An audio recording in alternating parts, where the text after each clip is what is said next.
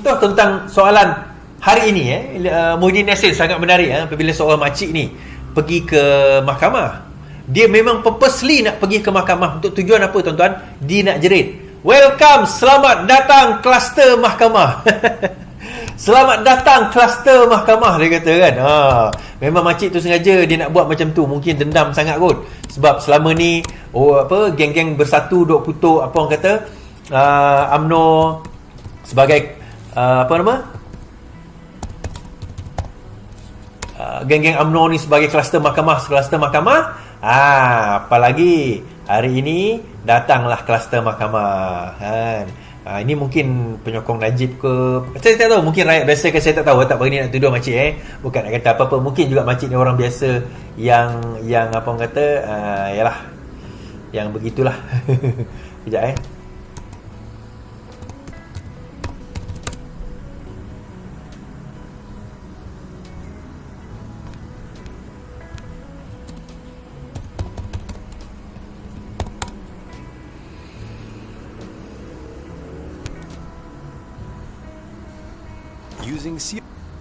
Okay.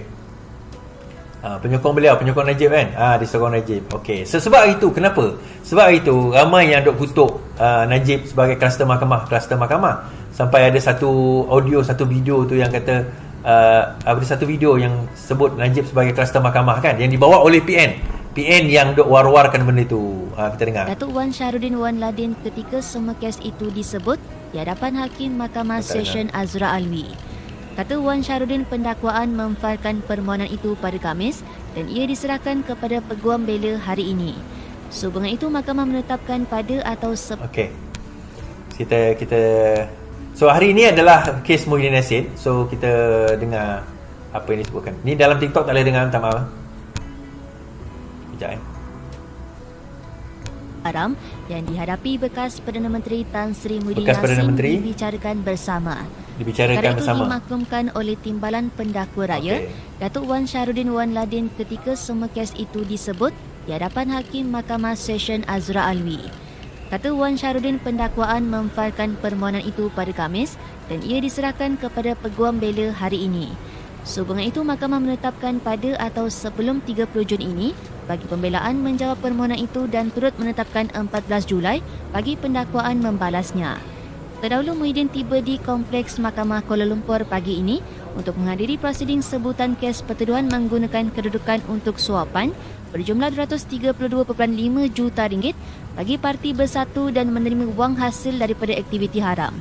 Muhyiddin yang juga Presiden Bersatu tiba di Kompleks Mahkamah Kuala Lumpur pada jam 8.41 pagi tadi.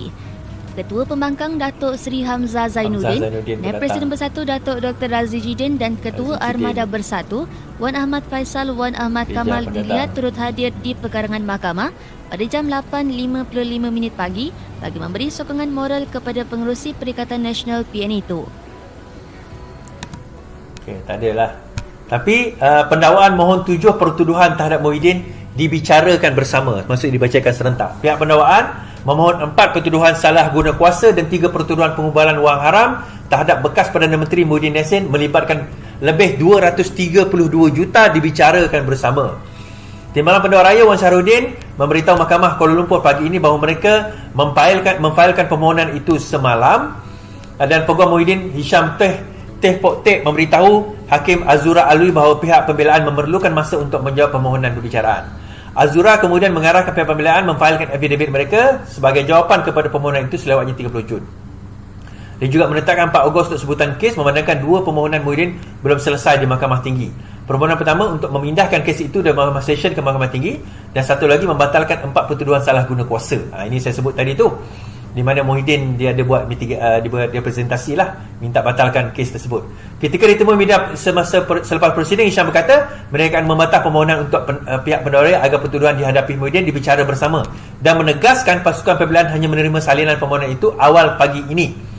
Peguam mengulangi pendirian mereka bahawa pertuduhan salah guna kuasa tidak mendedahkan sebarang kesalahan undang-undang dan pertuduhan itu tidak menyatakan butiran kesalahan tersebut. Permohonan Muhyiddin untuk membatalkan pertuduhan terhadap memfokuskan pertuduhan predikat utama, iaitu 4 pertuduhan salah guna kuasa. 3 pertuduhan pengumpulan wang haram bergantung pada 4 pertuduhan predikat berkenaan. Muhyiddin menghadapi 4 pertuduhan salah guna kuasa. Okey. Macam ni lah tuan-tuan Dia ada 4 pertuduhan yang utama, dipanggil pertuduhan predikat. So kalau dia bersalah terhadap 4 pertuduhan itu, bermakna dia akan juga bersalah terhadap 3 tuduhan pengubalan wang haram. Kerana pengubalan wang haram ini berkaitan juga dengan apa orang kata, tuduhan salah guna kuasa tadi tu. Pengubalan wang haram ni bagaimana saudara? Apabila satu wang haram dimasukkan ke dalam satu akaun, maka itu dikira mengubah wang haram. So wang haram itu kena dibuktikan dulu haram, iaitu dia adalah satu wang yang diterima dalam orang kata bentuk illegal lah, sama ada rasuah, suapan ataupun apa-apa yang berkaitan dengan perkara yang melibatkan illegal. Maka kalau boleh dibuktikan perkara itu sebagai illegal ataupun benda itu sebagai illegal lah, maka dengan itu dia juga didapati bersalah apa orang kata nak mengubah wang haram. Jadi daripada situ pihak pendakwa raya, pihak peguam bela telah meminta 3 benda. Kes tak jalan lagi ni. Perbicaraan tak jalan lagi. Ini masih lagi dalam, dia nak minta satu pindah daripada Mahkamah Session ke Mahkamah Tinggi. Itu satu. Lepas itu dia nak pula supaya pertuduhan itu dibatalkan. Itu satu. Sekarang ini mereka pula nak minta supaya pertuduhan ini dibaca pula bersama. Itu satu. Jadi benda ni akan ambil masa tuan-tuan. Dan perkara ni akan ambil masa dan dia akan melibatkan mungkin makan tahun lah benda ini untuk nak selesaikan. Ini baru belum bicara lagi, bicara pun belum. Macam saya nak bawa juga kes Najib Tun Razak sekarang ni berkenaan dengan 1MDB. Kan masih lagi dalam bicara. 12 tahun tu dah betul bersalah dah. Yang ini adalah kes 1MDB, yang lain 2.3 bilion tu. Bekas Perdana Menteri Najib Razak didakwa membuat pendedahan sesepara. 1MDB dakwa Najib tak dedah semua aset miliknya kepada mahkamah. Bekas Perdana Menteri didakwa membuat pendedahan separuh saja mengenai aset kepunyaannya dalam pembicaraan kes saman 1MDB terhadapnya. Menurut afidavit yang difailkan oleh pengurusi 1MDB, Johan Mahmud, Najib mengisytiharkan 1.01 juta dalam akaun banknya, dan jumlah itu tidak termasuk wang tunai 114 juta yang dikembalikan oleh mahkamah terhadapnya pada 2021. Mahkamah bagi balik kat dia 114 juta tuan-tuan. Wang sebanyak 114 juta itu dikembalikan kepada Najib berikutan keputusan Mahkamah Tinggi menolak permohonan kerajaan untuk pelucut hakkan wang tersebut. Afidavit Johan juga menyatakan terdapat pencegahan antara aset yang diisytiharkan Najib dan yang didedahkan untuk saman berasingan yang dikemukakan oleh SRC International. Sebaliknya, Najib membuat pemfailan di mahkamah dengan mendakwa dia hanya mempunyai aset bernilai 4.49 juta. Najib diperintahkan oleh Mahkamah Tinggi mengisytiharkan asetnya apabila 1MDB memperoleh injunksi Mareva untuk menghalang bekas Perdana Menteri itu daripada melupuskan aset bernilai 681 juta USD, lebih kurang 2 bilion. 1MDB dan SRC menyaman Najib atas dakwaan menipu entiti itu yang dimiliki sepenuhnya oleh MOF. Kedua-dua syarikat itu ditubuhkan semasa Najib menjadi Menteri Keuangan. Dalam afidavitnya, Johan mendakwa Najib hanya mendedahkan asetnya dari tempoh 2011 hingga 2020. Tiada pendedahan daripada 2021 sehingga 2022. Dan seluruh Najib Razak tidak mendedahkan sebarang aset di dua bidang kuasa beliau. 1MDB dan 4 anak syarikatnya menyaman Najib dan beberapa defendant lain sebanyak 23 bilion ringgit.